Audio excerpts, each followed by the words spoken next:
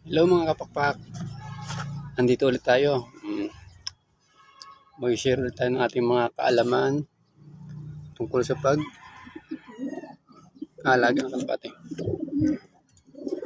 Di ba kahapon nagpurga tayo?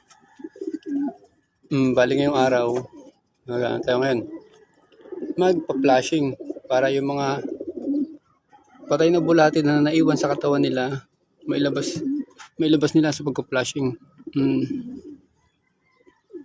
Ang ginamit ko,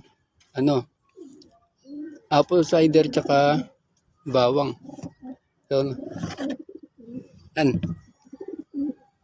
Nababad ko na kasi kaya hindi ko na napakita yung yung paggawa ko kanina.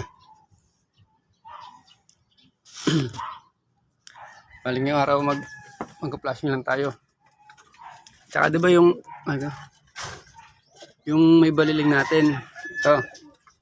Update natin. Ay.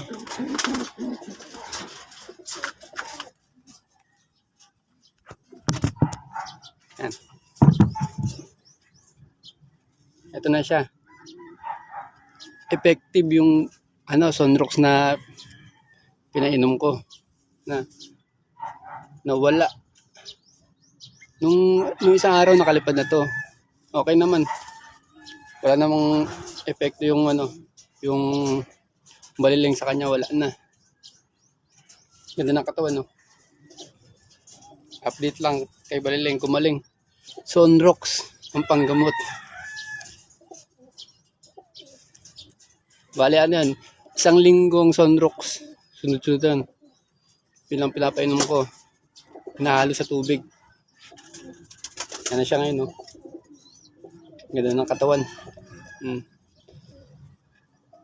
Taba.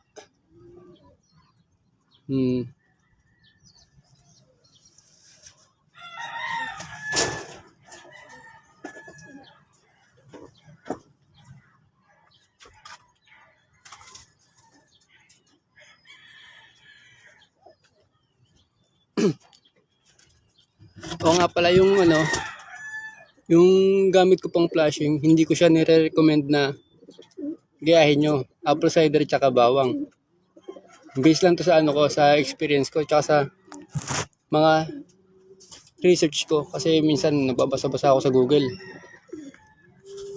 Bihira na lang kasi ako gumamit ngayon ng mga gamot na nabibili kasi masyado silang matapang sa katawan ng kalapate.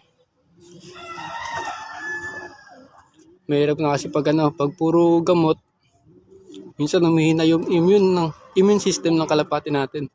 Kaya simula noon nag-base na lang ako sa organic na gawain. Apple cider tsaka bawang, effective daw to pang flashing sa kalapate. Hindi ko nire-recommend to lang to, tawag ito. Sharing lang. Goods yun.